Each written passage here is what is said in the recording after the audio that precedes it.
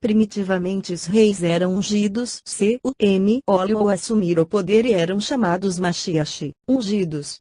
Este o mais tarde foi reservado para o príncipe, descendente de Davi, que viria salvar a raça, enviada por Jeová. Menahem e Bar Kocheba receberam este título. Capítulo 42.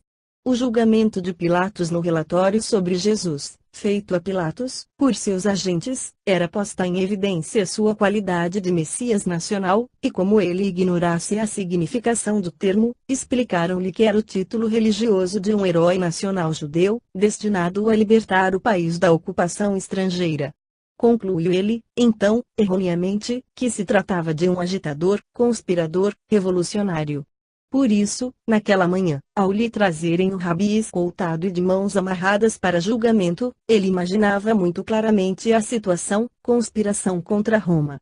O julgamento deu-se no Pretório, que era uma plataforma elevada no pátio aberto do interior do palácio de Herodes antigo, onde se hospedava o procurador. Mas, tendo ocorrido já a notícia de que Barrabás, o conspirador e salteador, seria julgado naquela manhã e, juntamente com ele, o rabi de Nazaré, uma multidão composta, em sua maioria, de partidários do primeiro, aglomerou-se às portas do pátio, pedindo sua libertação. A escolta trouxe em primeiro lugar o conspirador, um homem hercúleo, atarracado, feroz, cabeludo e cuja enorme cabeça pendia para um lado. Ao entrar, empurrado, um ritus de ódio repuxava-lhe a boca do lado esquerdo. Quando parou frente a Pilatos, leram a denúncia, que era: chefia de bando armado, ataque a viajantes em estradas e a casas ricas para roubar, reunião de armas proibidas e de gente para realizar um levante popular contra os romanos naquela Páscoa. Açoite e cruz, proclamou Pilatos, na sua voz sibilante, e que o corpo permaneça na cruz para os corvos.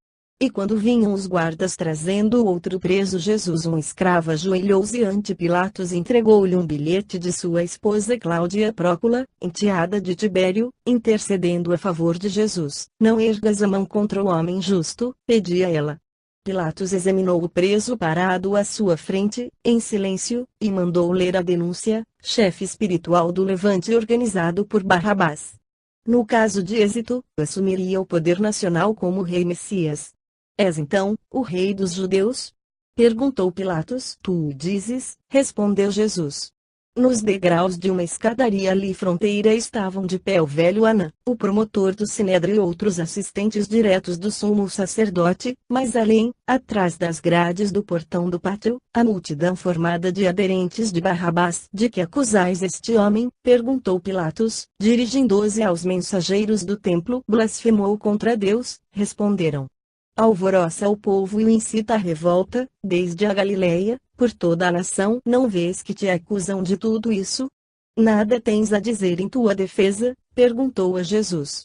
Mas este guardou silêncio e permanecia imóvel, de olhos baixos.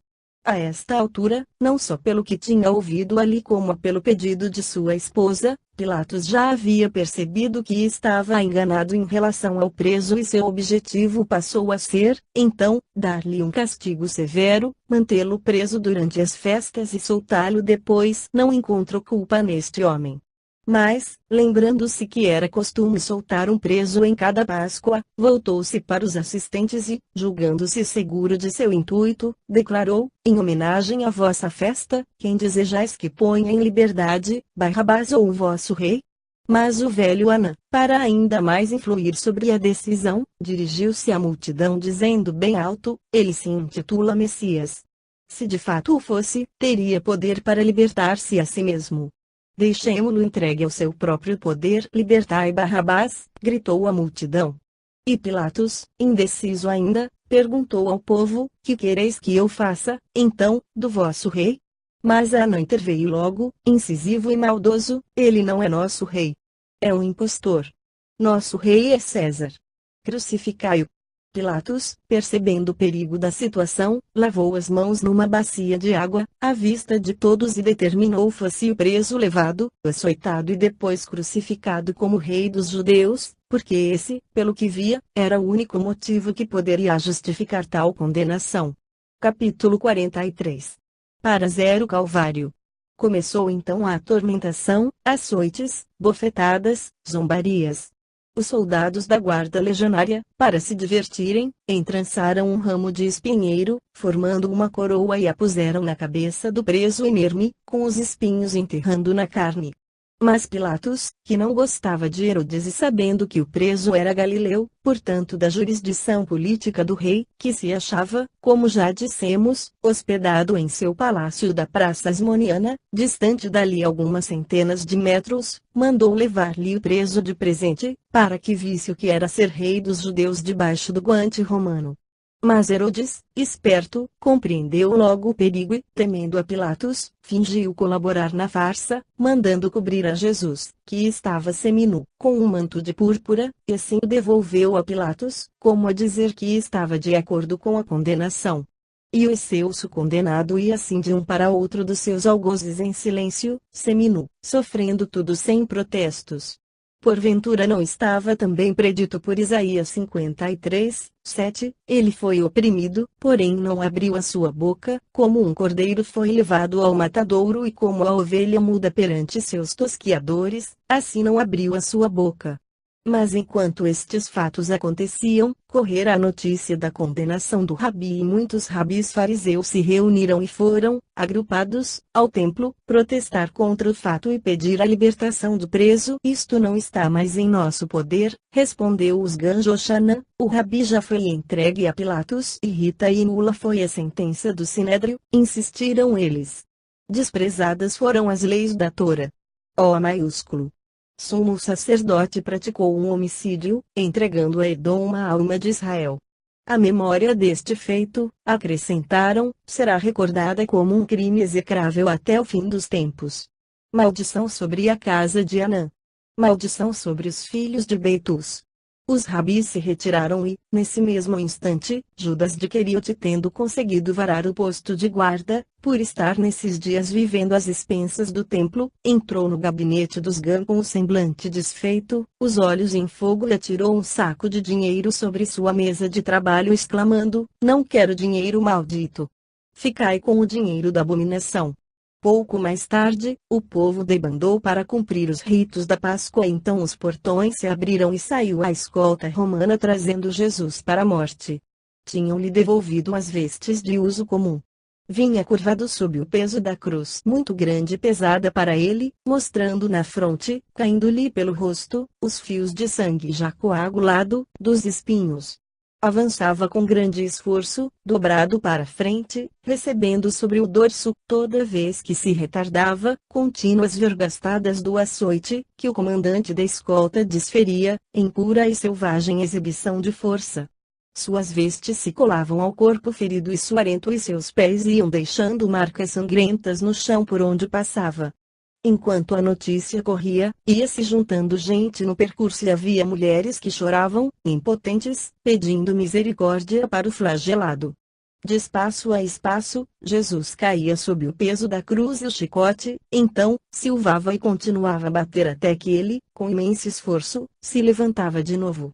Na última vez que caiu, não mais se levantou e foram inúteis os açoites e a gritaria dos soldados, estava exausto. Alguns homens do povo, apiedados, tinham querido ajudar, mas os guardas os repeliram com violência, pensando que queriam tomar o preso.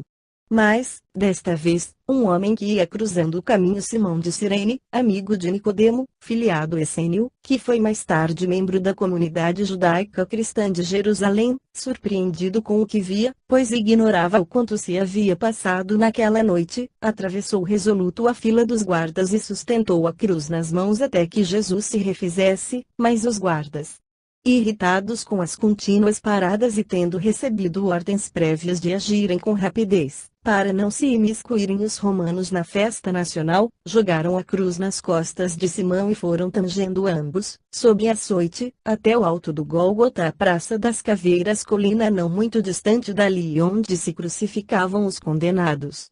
Muitos dos acompanhantes não subiram o morro, por causa das impurezas e dos esqueletos que ali haviam amontoados, mas os mais interessados o fizeram e defrontaram com várias cruzes erguidas, algumas com os condenados ainda vivos, gemendo, pregados nelas. Havia duas quase juntas, onde estavam dois condenados do bando de Barrabás, e para ali os guardas seguiram, atropelando os presos. Atingindo o ponto, parou o cortejo, os soldados tomaram a cruz dos ombros de Simão, deitaram-na no chão imundo e trouxeram Jesus, despiram-no, deitaram-no sobre ela e a horrenda tortura começou, com o martelo a bater, cravando os pregos nas mãos e nos pés, sob as vistas indiferentes dos soldados da escolta, em pé, olhando. O corpo torturado estremecia de dor e a angústia da morte lhe embranqueceu o rosto, mas os lábios estavam cerrados e da boca não saiu nenhuma queixa, o sangue escorria das feridas dos pregos, enquanto os soldados, brutalmente, aos trancos, levantavam o madeiro, colocando a ponta inferior sobre o buraco do chão, socando a terra em volta, metendo cunhas, para fechá-lo melhor. E então começou a tremenda agonia do excelso crucificado, enquanto o dia ia tombando lentamente nos horizontes longínquos do deserto, para o lado sul, avermelhados por um sol rubro escaldante. E deu de soprar um vento forte, que uivava nos morros e nas árvores, e o céu foi se escurecendo, alarmando a cidade. Mas o tempo foi passando e tudo cessou, e em grande silêncio caiu pesadamente sobre a terra. Quem subira ao morro já se retirara desanimado, perdidas as últimas esperanças de um milagre fulminante do céu, que salvasse o rabi. Junto à cruz somente permanecia a guarda e, mais afastado, um grupo de mulheres que chorava em silêncio.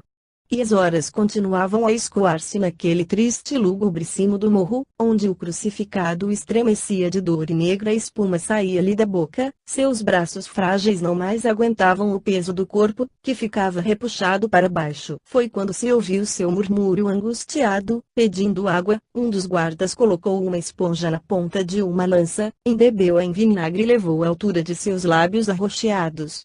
E os soldados, zombando, riam de seu gesto de repulsa, enquanto Jesus exclamava: "Perdoa-lhes, Pai, não sabem o que fazem." LC 23 e 34, e estendendo a vista para mais distante demorou-se no grupo das mulheres, que rodeavam Maria, sua mãe, formado por Maria de Magdala, Maria Cleófas, além de João e Tiago, sentindo que o momento final chegara. Jesus concentrou-se de novo em si mesmo e exclamou: "Pai, faça-se a tua vontade e não a minha." Em um último esforço, levantou o corpo, ergueu a cabeça, murmurando: "Tudo está consumado." Era a hora nona. Um guarda adiantou-se e feriu o corpo em um lado para verificar se realmente estava morto, pois estava também predito por Zacarias 12:10, "E olharão para mim, a quem traspassaram, e farão pranto sobre ele, e chorarão amargamente, como se chora sobre o primogênito." Capítulo 44. Nos dias da ressurreição. Ele tinha dito o que, ao terceiro dia, ressuscitaria, e ressuscitou. Enquanto agonizava na cruz, Arimateia e Nicodemo providenciavam o sepultamento condigno do seu corpo. O primeiro, como fornecedor das tropas romanas e homem rico, tinha boas relações no procuratório. Foi a Pilatos e solicitou o corpo, que lhe foi prontamente concedido. À 10ª hora, acompanhado de Nicodemo, 2 discípulos deste, Simão de Cirene e 2 essênios amigos, foram ao Gólgota. Permaneciam ali junto à cruz Tiago, João e 3 mulheres. A mãe do rabi estava de pé, olhando o corpo na cruz, do qual nem por um momento desviara a vista enquanto durara a agonia, para que ele não pensasse, naquela hora terrível, que o abandonava com os seus pensamentos, engolfando-se na própria dor. E que dor! Agora compreendia em toda sua extensão a profecia do anjo, antes que fosse mãe do Messias, que seu coração seria traspassado de muitas espadas.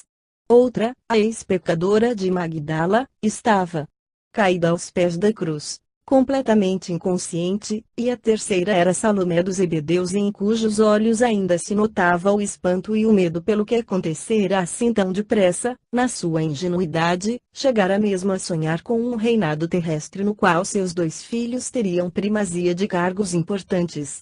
Os discípulos estavam também de pé, fichando o mestre morto, dominados por profundo abatimento.